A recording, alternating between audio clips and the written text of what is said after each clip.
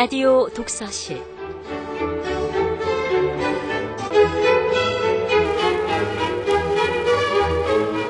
이 시간 진행해 김갑수 문화평론가입니다.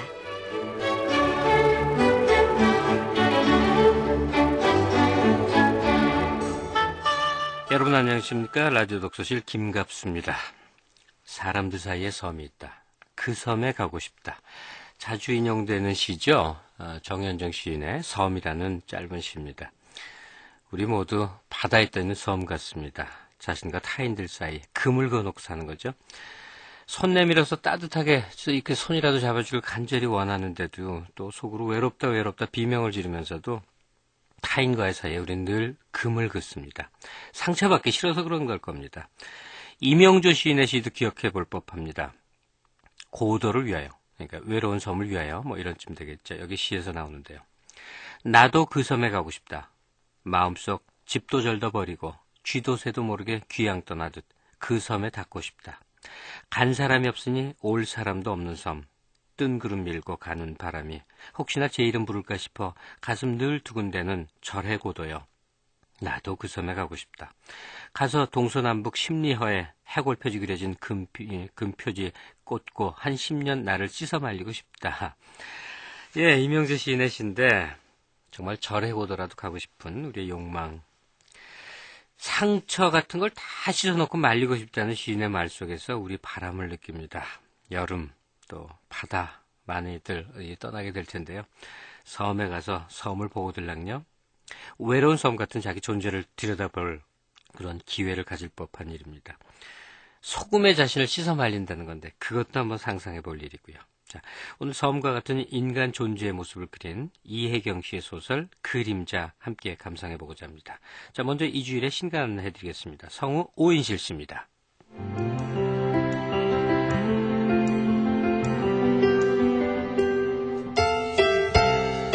성공의 새로운 가치를 제시한 한국형 자기개발 우화 배려가 위즈덤 하우스에서 나왔습니다. 이 책은 삶의 의미나 목적은 잃어버린 채 목표를 향한 경쟁만 남은 현실에서 경쟁하지 않고도 모두가 함께 잘 살 수 있는 방법을 여러분께 제시하고 있습니다. 한상복 씨가 썼습니다. 고대 중국 당나라 시대의 선비들이 생각했던 초월과 환상, 기이한 이야기를 모은 책 전기가 푸른 숲에서 나왔습니다. 이 책에는 원숭이의 아내, 바닷속 신성국 등 기이한 소재와 신화적 상상력을 바탕으로 한 31편의 이야기가 담겨 있는데요. 현대의 영화와 소설을 넘나드는 자유로운 해석을 통해 수백 년 동안 우리 삶을 지탱해온 이야기의 힘과 다양한 해석의 가능성을 만나실 수 있습니다. 당나라의 관리였던 배영이 쓰고 중국 사학자 최진아 씨가 우리 글로 옮겼습니다. 26살 최연소로 주식을 상장한 일본 벤처 신화의 주인공 후지타스 스무의 성공 스토리 내 인생을 상장하라가 이가서에서 나왔습니다. 이 책은 벤처 열풍을 통해 3천억에 달하는 자산을 보유한 갑부가 되고 일본의 유명 여배우와 결혼하는 등 화려한 경력을 지닌 주인공의 성공과 실패 그리고 극복담을 담고 있는데요. 전문 번역가 정창렬 씨가 우리 글로 옮겼습니다.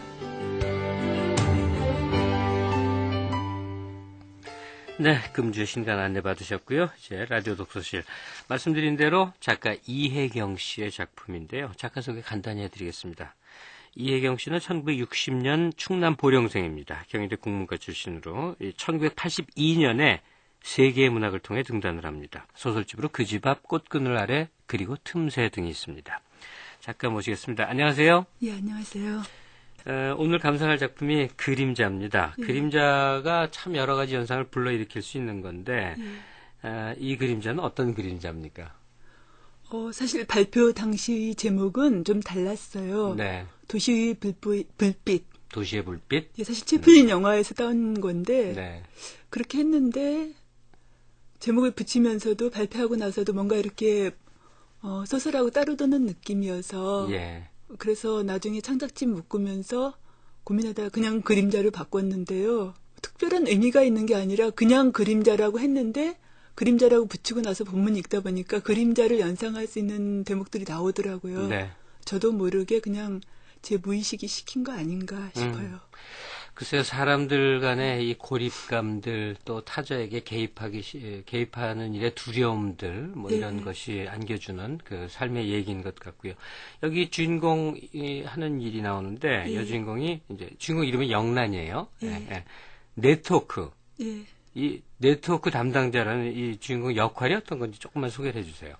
그러니까 이를테면은 우리나라에서 외국에 나가 있는 사람들은 네트워크도 여러 종류가 있을 텐데요. 네. 소설 속에서는 우리나라에서 해외에 나가 있는 사람들, 그 다음에 우리나라에 있는 외국인들, 이런 사람들한테 어떤 의료 혜택을 주는, 그러니까 외국에 처음 나갔는데 말은 안 통하고 현지 병원에 가야 되겠고 이런 경우에, 예. 그러니까 한국 이 본사로 전화를 하면은, 본사가 아니고 사실 한국도 지사예요. 예. 그게 세계적인 시스템인데 전화하면은 거기 현지 의사와 연결을 해주고 또 이를테면은 뭐 이렇게 증상 같은 것도 설명을 대신 해주고 이러는 네. 그런 회사가 있거든요, 실제로. 아, 그게 어떤 특정한 회사군요. 예, 회사가 있어요. 예. 그렇다면 이 영란은 정말 곁도 아니고 전 세계를 이 무대로 해서 누군가를 연결해주는 예, 연결해주는. 정말 관계와 관계 속에 사는 사람인데 예. 정작 그 사람, 당사자는 정반대군요. 삶에 원하는 바가. 예. 어떤 쓰는 배경에 어떤 생각이 좀 있으셨던 것 같은데요. 우선은 제가 외국에 잠깐 나가 있을 때 그런 의료 서비스를 받으면서 이 사람들은 절대로 환자들을 거의 절대로는 아니지만 거의 못 만나고 모르는 사람들과 이렇게 통화를 하면서 연결해 주는 거예요. 그럼 이 사람들은 실제로는 사람을 접하지 않으면서 그렇지만 관계를 맺는 이런 일을 하는구나. 거기서부터 이제 생각이 뻗어나가기 시작했고요. 네. 또 한편으로는 살면서 사람들이 서로 많은 관계를 맺고 있다고는 하는데 그 관계가 어느 테두리를 넘어올 때는 뭐 힘들어하거나 테두리를 넘지 않으려 하거나 이렇게 어떤 자기 방어적인 그런 것들이 있지 않은가 싶어서요. 예. 작가 이혜경의 단편소설 그림자, 오늘 라디오 독서실 작품으로 함께 감상하시겠습니다.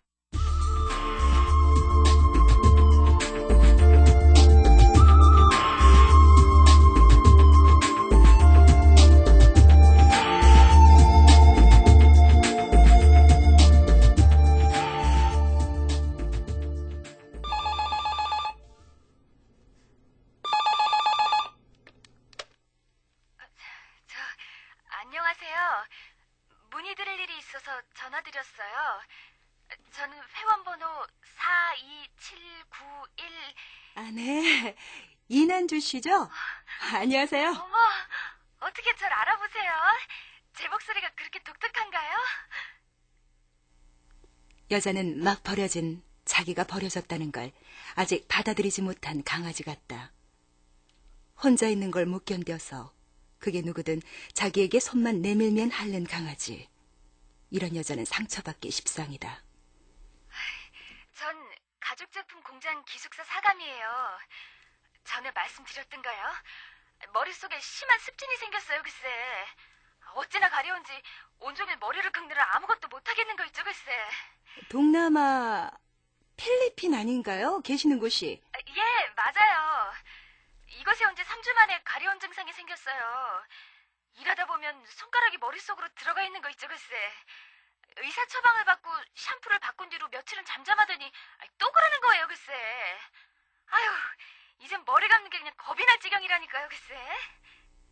말끝마다 글쎄를 붙이는 게 여자의 말버릇이다. 그 여자의 말을 듣다 보면 그 글쎄에 맞춰 내 두피에도 헌대가 하나씩 생기는 기분이다. 머리 밑을 긁다 문득 고개를 돌린다. 아니나 다를까 김진숙이 말끄러미 바라보고 있다. 끊지 말고 기다리세요. 제가 선생님께 연결해 드릴게요. 또 그 아토피지? 어디 있다고? 필리핀에요. 처방대로 하고 있나 몰라. 열대지방 습한 기후가 원인이겠지 뭐. 우리 차 한잔 할까?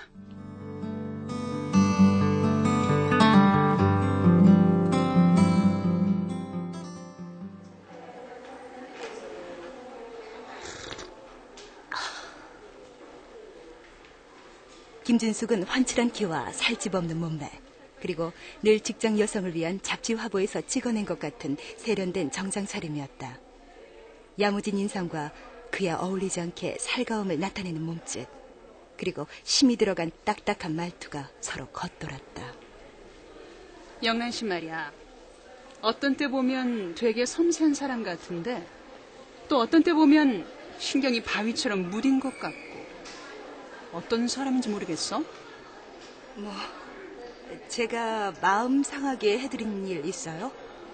사람들 이야기 지치지도 않고 조곤조곤 받아주는 거 보면 둔한 사람이 아닌데. 친절한 건 좋은데 사생활 이야기까지 일일이 들어줄 필요는 없잖아? 그리고 환자한테는 그렇게 자분자분한 사람이 동료한테는 왜 그리 냉정해? 나는 냉정하지 않다. 다만 같은 직장에 있다는 이유만으로 사생활의 경계를 넘으려 하는 게 싫을 뿐이다. 자기 집을 구경시켜준 뒤 내가 사는 곳을 구경하고 싶다는 김진숙을 나는 뚜렷한 이유도 없이 초대하지 않은 채 버티고 있다. 오늘 아침 자기랑 나랑 같은 전철 타고 온 거 알아? 그랬어요? 몰랐네요. 그거 알아? 아침에 우리 같은 칸에 자주 탄다는 거. 난 처음에 영란 씨가 날 보고도 일부러 모르는 척하나 싶어서 서운했어. 그런데 어느 날 보니까 영란 씨가 눈앞에 있는 사람을 정말로 못 알아보더라. 그러니까 더 부화가 나는 거 있지. 도대체 무슨 생각에 그렇게 골똘해서 바로 눈앞에 있는 사람도 알아보지 못하나 싶어서 마구 부화가 솟구치더라. 그때 내가 그리 심오한 생각을 한 것이 아니라는 것만은 분명하다. 20분만 일찍 일어났어도 빈속으로 나오는 일은 없었을 텐데 하고 후회하고 있었을 것이다. 아니면 아침부터 무지근한 어깨의 통증을 견디며 오늘은 정말 헬스클럽에라도 등록해야 하지 않은 생각을 했을 것이다. 하여간 영란 씨는 알 수 없는 사람이야. 그 속에 뭐가 들었는지 모르겠어. 오늘 우리 부서 오랜만에 한번 뭉칠까 하는데 어때? 회식하면서 화합을 다져야지. 좋지? 회식 일주일 전에 하지 않았나요? 영란 씨는 그게 문제야. 영란 씨 업무가 뭐야? 의사와 환자를 연결해주는 네트워크 업무잖아. 그렇담 사람끼리 만나는 일에 더 솔선수범해야지. 왜 자꾸 빼고 그래?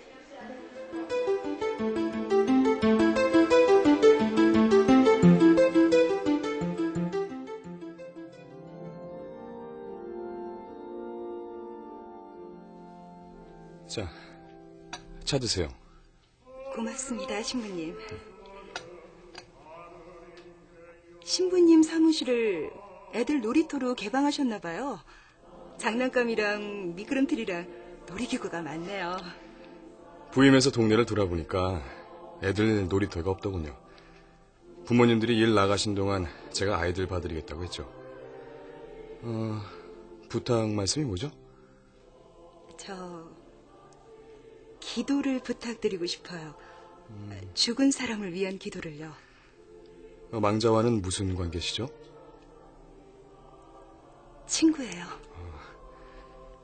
친구분의 영혼을 위해 기도하겠습니다. 친구분의 이름이며 또 죽음에 대해 좀 말씀해 주시겠어요? 친구의 이름은 이수영이에요. 초등학교 동창이죠. 초등학교 졸업한 후 헤어졌다가 29살에 다시 만났어요. 제 가장 친한 친구예요. 수영인 초등학교 시절 성당에 열심히 다니던 친구였어요. 성당에 다녔다면 원종에 올라있는 성당이 있을 텐데요. 수영이를 다시 만났을 때 물었더니 성당을 안 나간다더군요. 신부님, 그래도 수영이의 영혼을 위해 기도해 주실 수 있으시죠? 고인의 영혼을 위해 기도드리겠습니다. 사망 원인이 뭔가요? 나는 고집스럽게 입을 다물었다. 신부는 입속으로 기도문을 중얼거리는 듯했다. 김영란 씨라고 하셨죠? 어디 사시죠? 이 성당 근처예요. 누워서만 지내는 아가씨가 있어요. 8년 동안이나. 20살 때 친구들하고 차 타고 놀러 가다가 교통사고를 당했대요. 그때부터 쭉 누워 지내죠. 그날 날씨는 맑았을까. 어느 하루 나들이 한순간에 쓰러진 빛. 그리고 8년. 지금은 28살. 집안이 어려워요. 아직까지는 부모님들이 돌봐주시는데 어머니도 연세가 있으시니까 이젠 머리 감기는 일도 힘드신 모양이에요. 그럼 물리치료는 계속 받고 있나요? 그게 보험에도 안 든 차라서 아무 혜택도 받지 못했대요. 초기에 제대로 치료를 받았으면 괜찮았을 텐데 지금은 겨우 목만 가눌 수 있는 상태고요. 몸도 몸이지만은 대화할 상대가 없다는 게 더 큰 괴로움이죠. 무심한 듯 말하지만 작은 교회인데다 벌린 일이 많아서 손이 달린다는 신부의 의도는 확연했다. 순간 어디에 사나요? 나오려는 물음을 꼭 삼켰다. 나는 스스로에게 댕댕 철도 건널목에 경고음을 울렸다. 일단 정지. 끼어들지 말 것. 한번 만나보실래요? 일주일에 한 번 정도 머리만 감겨주셔도 말벗만 대어주셔도 큰 도움이 될 텐데요. 죄송해요. 하지만 사람을 만나는 일은 좀 그러네요. 그럼 사람 만나지 않고 할 수 있는 일을 도와주시겠습니까? 할 일은 많은데 일손이 늘 달리거든요. 네, 제가 뒤에서 도울 수 있는 일이라면 할게요. 후원 회원이 된다던가 하는 일이요.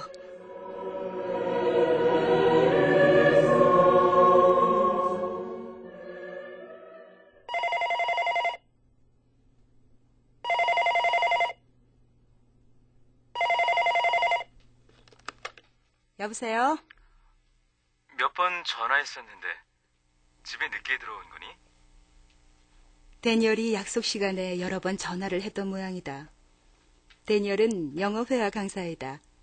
전화로 영어회화 공부를 하는 사람들에게 서툰 영어 발음을 교정해 주기도 하면서 대화를 나눈다. 서점에 들렀는데 시간이 이렇게 간 줄 몰랐어. 늦어서 미안해. 서점에? 책 사러? 아니, 그림 엽서를 사려고. 생일 카드 보낼 때가 있거든. 그랬구나. 누구? 친구? 아니, 잘 아는 사람은 아니고. 그래서 뭐라고 써야 할지 몰라 생각하다가 늦었어. 잘 아는 사이가 아닌데 생일 카드를 보낸다고? 환자와 의사를 연결해주는 네트워크 담당자인 나는 업무상 고객들에게 생일 카드를 보낸다. 오직 생년월일만 알 뿐 얼굴도 모르는 고객들에게 카드를 고르고 축하 문구를 쓸 때마다 나는 고민에 빠지곤 한다. 그럴 일이 있어. 그런데 데니엘, 너라면 70살이 되는 생일엔 어떤 말로 축하받고 싶어질 것 같니? 70살이라고? 영란, 난 네 취향이 그렇게 나이 많은 사람인 걸 몰랐어. 그래서 너 나한테 그렇게 냉정했구나. 그래, 이제 알았어? 그런데 정말 무슨 말이 듣고 싶어질 것 같니? 70살 생일? 그건 너무 멀다. 상상이 안 돼. 넌 뭐라고 쓰려 했는데? 별거 아니야. 짧은 계절 인사? 이 좋은 철에 맞은 생일을 축하합니다. 행복하세요. 등등? 괜찮은데? 그래도 뭔가 너무 상투적인 것 같아. 그가 세상에 있어서, 오늘도 살아있어서, 그 때문에 누군가가 기뻐한다는 걸 알려주고 싶은데. 그 정도만 해도 충분해. 나라면 그런 카드 받으면 아주 기쁠 거야. 올해 데니얼은 연인에게서 생일 축하를 받지 못했다. 수많은 캐나다 출신인 데니얼을 빌딩 숲인 서울의 원룸으로 이끈 여자는 그의 생일을 챙길 수 없었다. 그의 꿈은 산 밑에 단출하고 정갈한 호텔을 운영하는 거였다. 그 꿈을 이루려고 간 스위스의 호텔 학교에서 데니얼은 수영을 만났고 사랑에 빠졌다. 그녀를 따라 한국에 올 때까지 그녀의 집안이 그토록 부유하다는 것을 몰랐다. 그녀가 집안에서 정해준 남자와 약혼한 뒤에도 데니얼은 그녀가 살고 있는 땅을 떠나지 못한다. 내 생일날 수영인 개나리빛 원피스를 입고 왔었어. 참 이뻤는데. 내 친구도 이름이 수영이야. 동명이인. 걘 늘 남방 셔츠 단추를 목까지 꼭꼭 채우곤 했어. 나의 수영인 참 예뻤어. 예쁘기도 했지만 마음이 더 예뻤어. 완벽했네. 내가 뚱뚱하다는 거 얘기했지? 나 어릴 때 별명이 뚱땡이였어. 다이어트를 해보긴 했지만 효과가 없더라고. 그렇게 아름다운 여자 곁에 있으면 더 혐오스럽게 보일까 봐서 처음엔 그녀 곁에 다가가지도 못했어. 근데 막상 그녀와 사귀게 되니까 내가 뚱뚱하다는 걸 잊게 되는 거야. 그녀는 내가 영화배우 레오나르도 디카프리오라도 되는 것처럼 바라봤거든. 수영이라는 이름이 그런가 봐. 내가 아는 수영도 그랬어. 비루먹은 개 같은 남자도 수영이 앞에선 얼마나 당당할 수 있었는지.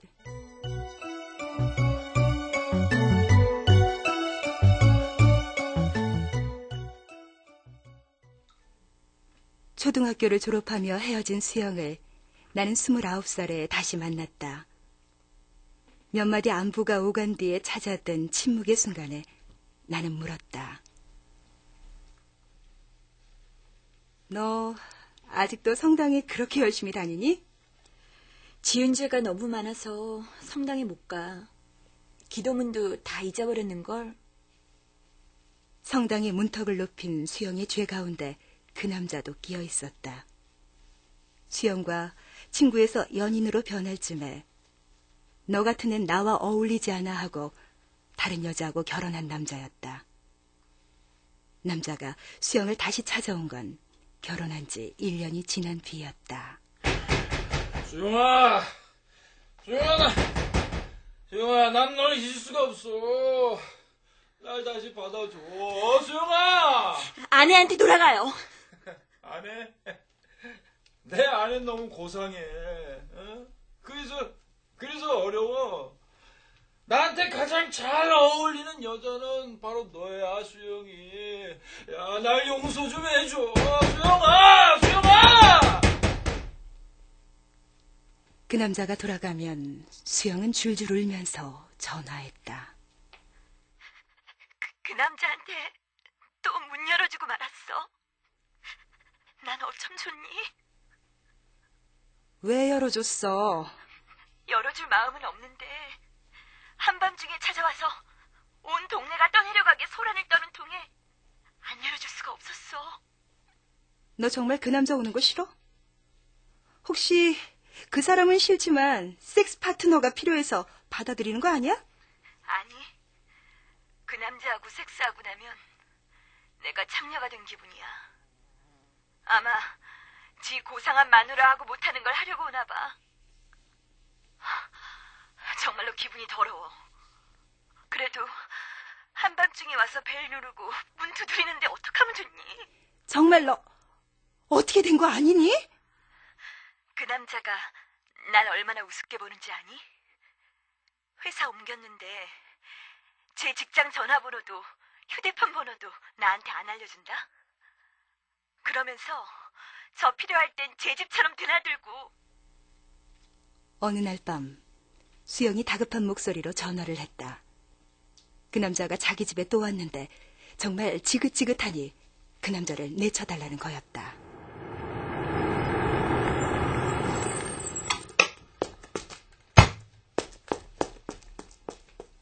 수영의 집에 도착해보니 남자는 수영의 집 좁은 거실 한복판에 제 집 안방인 양 앉아 있었다.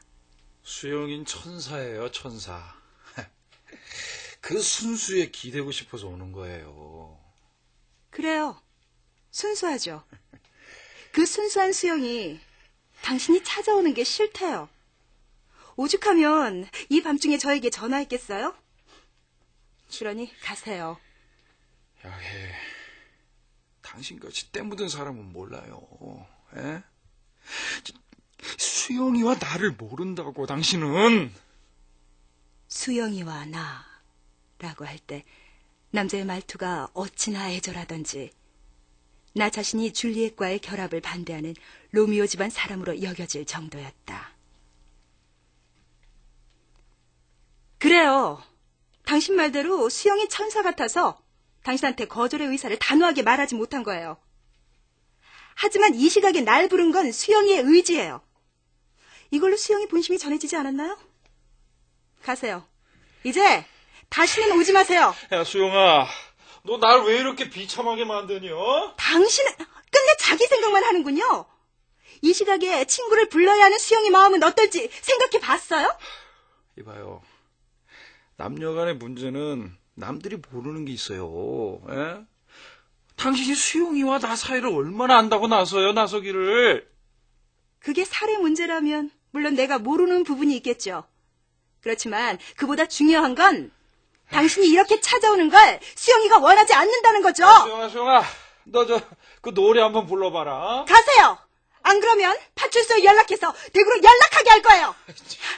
내가 전화 못할 것 같아요. 알았어요. 저기, 전철 다닐 때까지만 있으면 안 돼요? 나 차비가 없어서요. 수영이 준 차비를 받아들고도 남자는 뭉구적거렸다.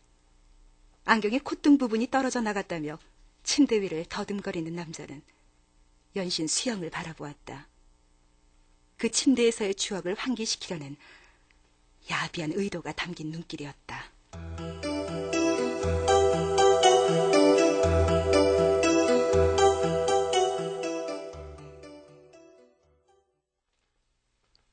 여보세요?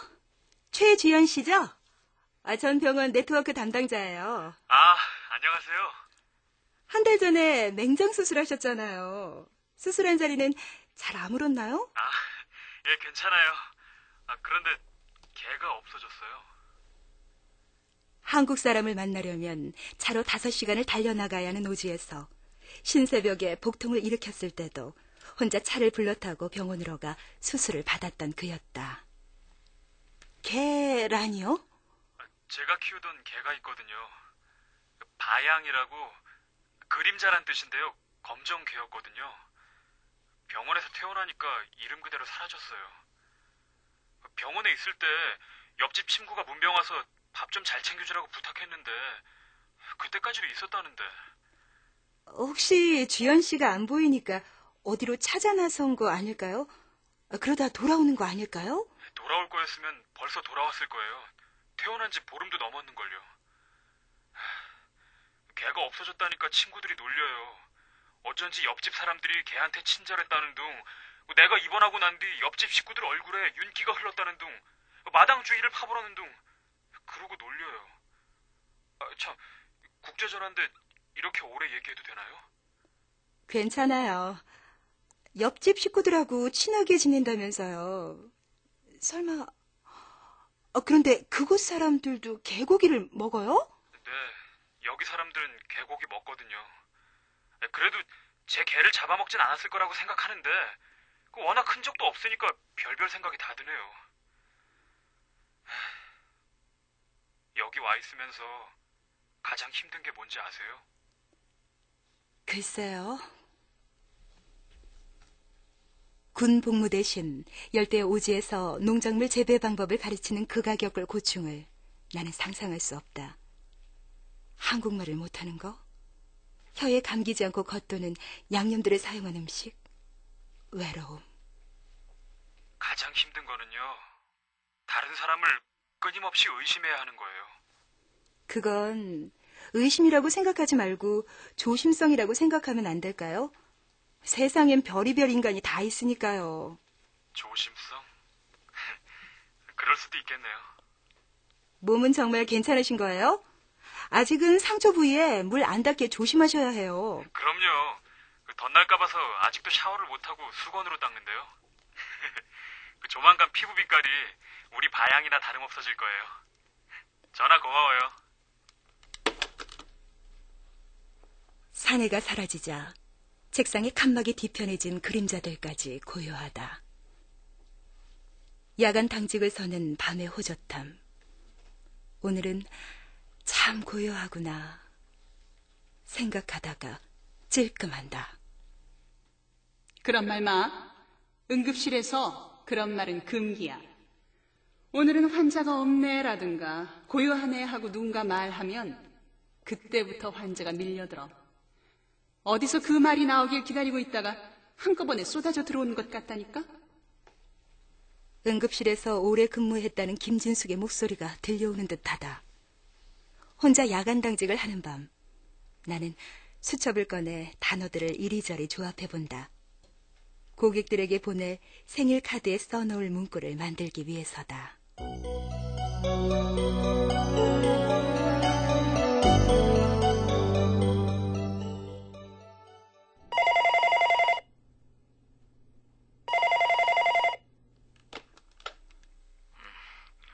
영란?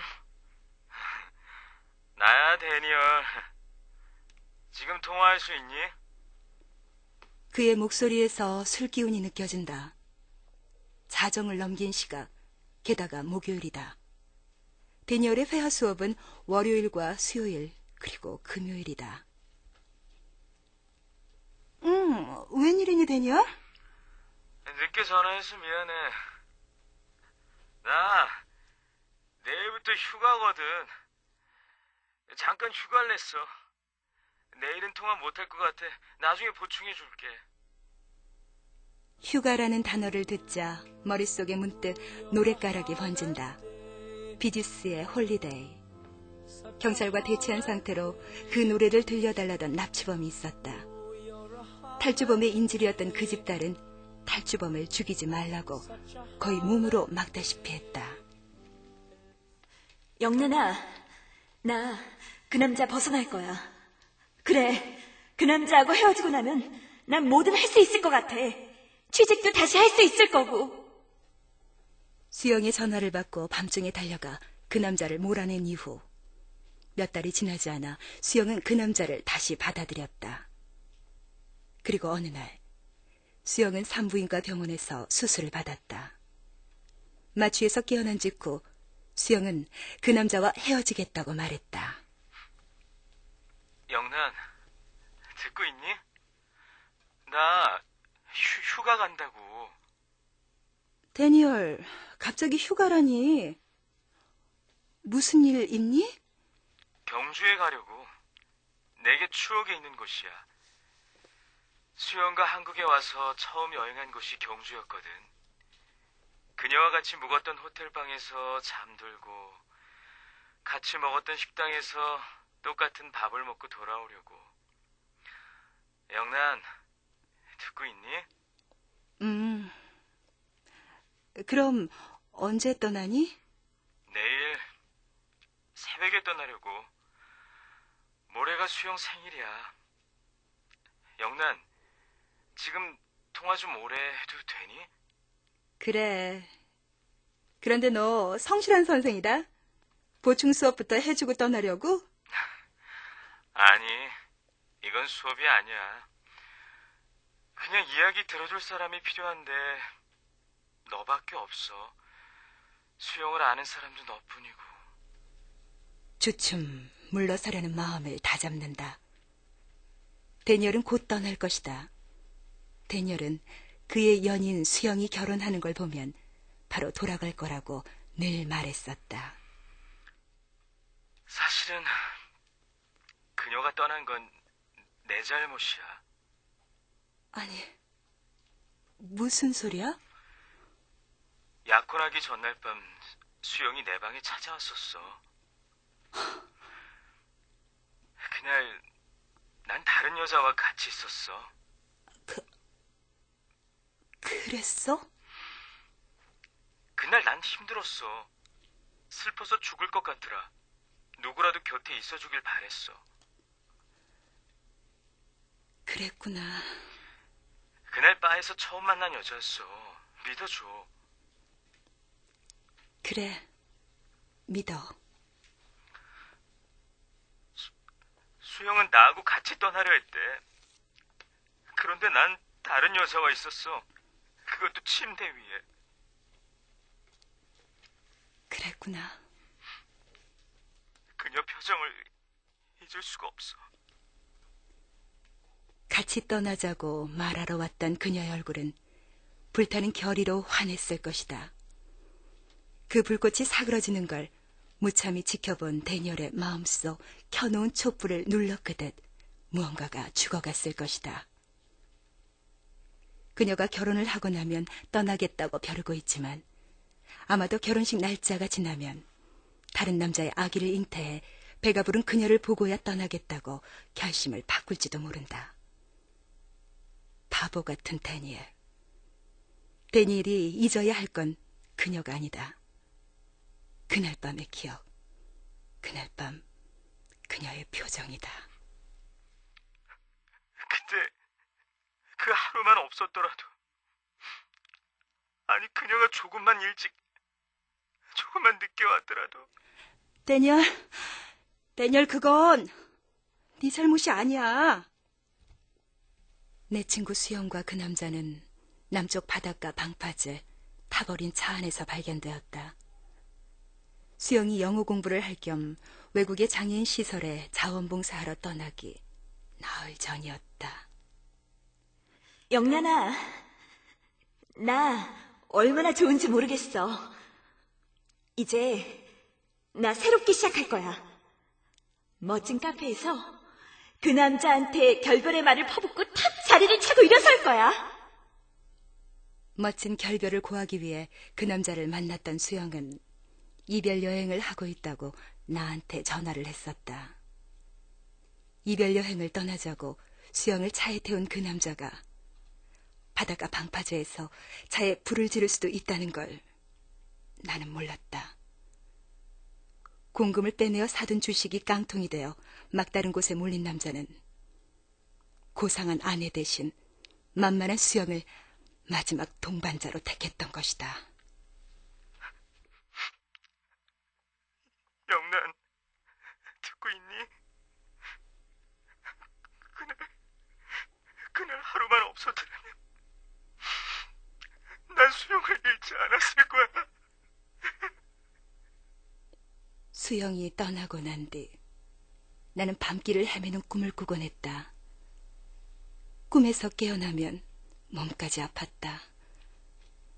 여기저기 병원을 다니며 2계절을 보내고 난 뒤 나는 사람들과 주로 네트워크로만 연결되는 업무를 찾아 직장을 옮겼다.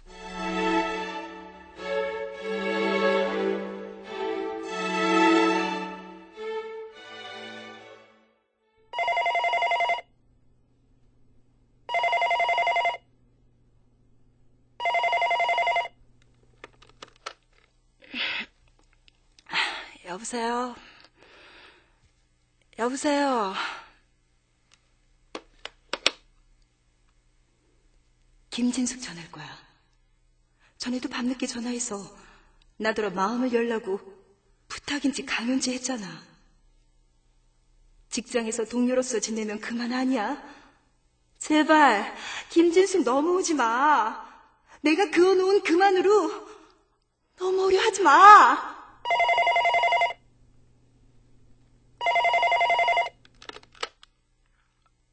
미안해 영란, 자고 있었지? 너 출근하기 전에 전화하려고 일찍 했어. 데니얼. 나 어젯밤 실수하지 않았니? 좀 취했나 봐. 실수라니. 괜찮아. 뭐 좀 물어보려고. 너 혹시 주말에 경주에 올 생각 없어?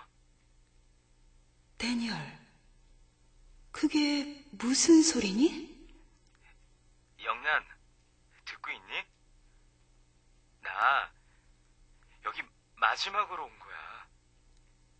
그게 네 추억에 내가 동참할 이유는 못 돼. 데니얼, 이건 반칙이야. 난 곧 여기 떠날 거야. 어젯밤 내내 생각했어. 돌아갈 거야. 곧 떠난다고? 물론 나도 데니얼이 어떻게 생겼는지 궁금했다. 내가 알고 있는 것은 데니얼이 뚱뚱하다는 것뿐이다. 길에서 우연히 부딪힌다 해도 서로 무심히 스치고 말 것이다. 대니얼은 이번에도 수영의 자취를 고스란히 밟고 다닐까? 궁금증이 떠오르는 순간 난데없이 머리밑이 가려워진다. 필리핀 열대지방에서 아토피로 머리가 가려워 죽겠다는 여자 환자처럼 나도 맹렬히 머리를 긁기 시작한다.